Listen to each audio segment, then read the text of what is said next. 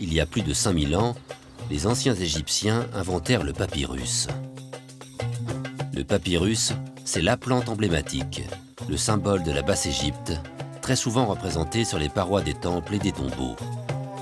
Cette plante aquatique poussait naturellement dans le delta du Nil.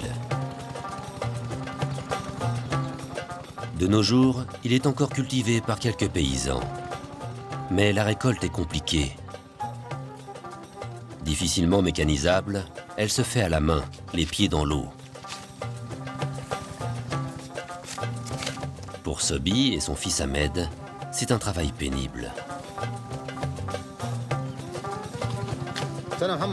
Mohamed, viens avec la charrette.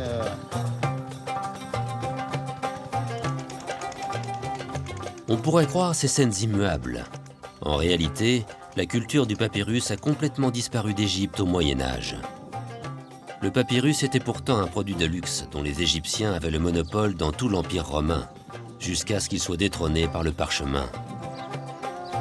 Aujourd'hui, et c'est très récent, on le retrouve dans certains champs.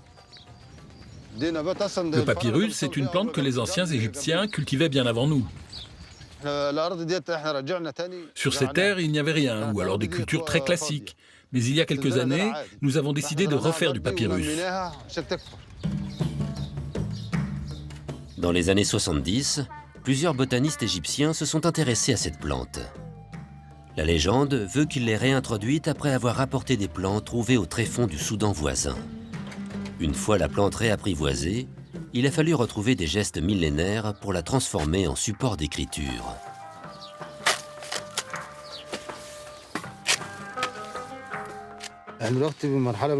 Là, je suis en train de couper des tiges de papyrus qui vont servir à faire des feuilles de papier. Je coupe différentes longueurs qui permettront de faire des feuilles de différentes tailles.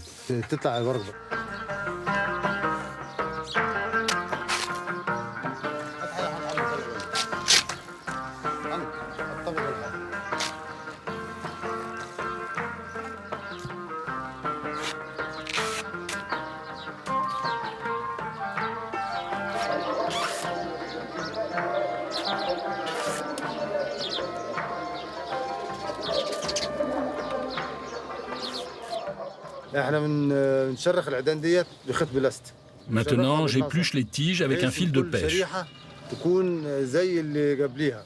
Tout se fait au jugé et à l'œil. Il faut que les tranches soient identiques, à peu près la même épaisseur, et plus elles sont fines, plus le papier sera beau.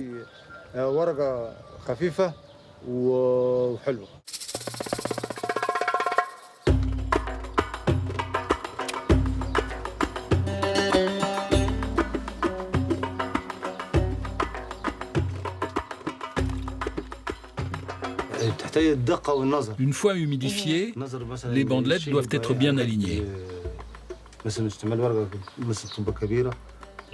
et superposées minutieusement pour ne pas qu'il y ait de trous dans la feuille.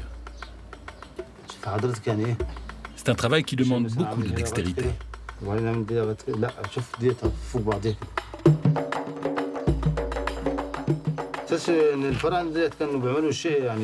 En faisant ça, je me suis rendu compte que les anciens avaient inventé une technique très sophistiquée. Et pour moi, qui ai des moyens modernes, c'est moins dur. Alors que pour eux, ça devait être compliqué.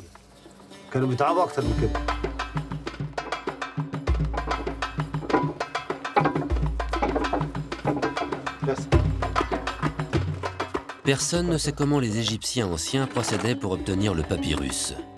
Utilisaient-ils une presse comme Sobi? Difficile pour les archéologues de répondre à cette question. Mais le résultat ressemble à s'y méprendre au papyrus antique que les Égyptiens glissaient dans leurs sarcophages. Vous voyez, la feuille de papyrus est solide. On peut la plier, la déplier sans problème. Et elle ne casse pas.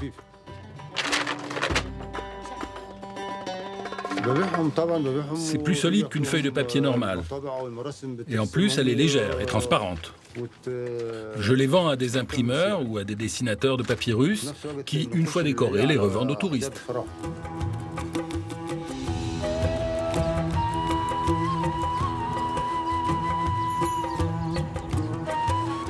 La peinture sur papyrus est un art à part.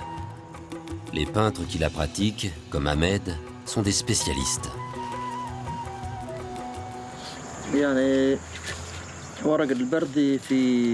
Dessiner sur du papyrus, c'est plus difficile que de dessiner sur du papier classique.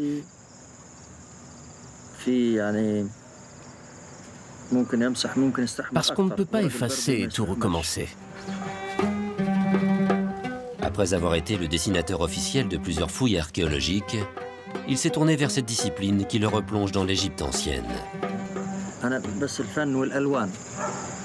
Je ne suis pas archéologue, mais je peux vous parler de l'art des anciens Égyptiens.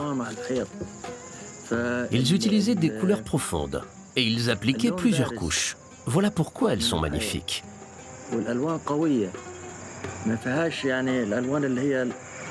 Ils utilisaient aussi des pigments naturels, pas des couleurs chimiques comme aujourd'hui.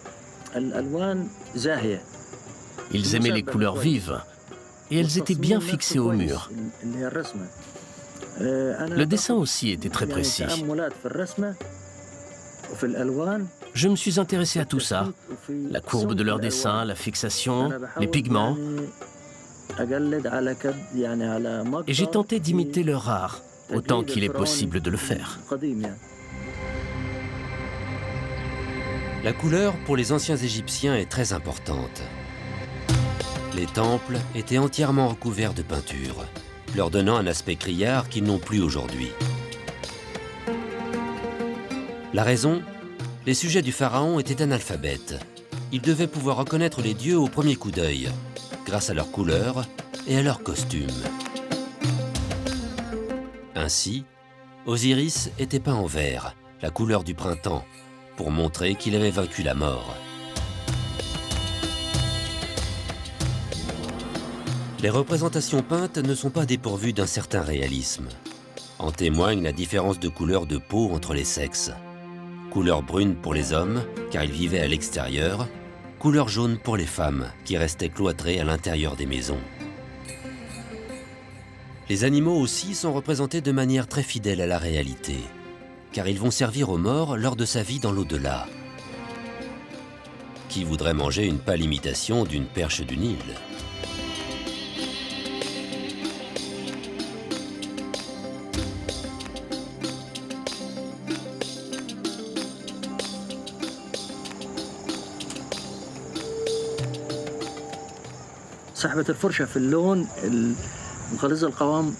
Appliquer de la peinture épaisse comme celle-là, ça fatigue la main. Ce n'est pas facile d'imiter les anciens Égyptiens.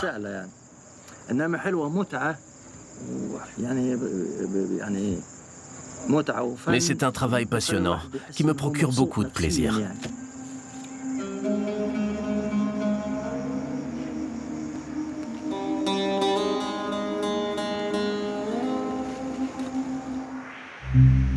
Mm-hmm.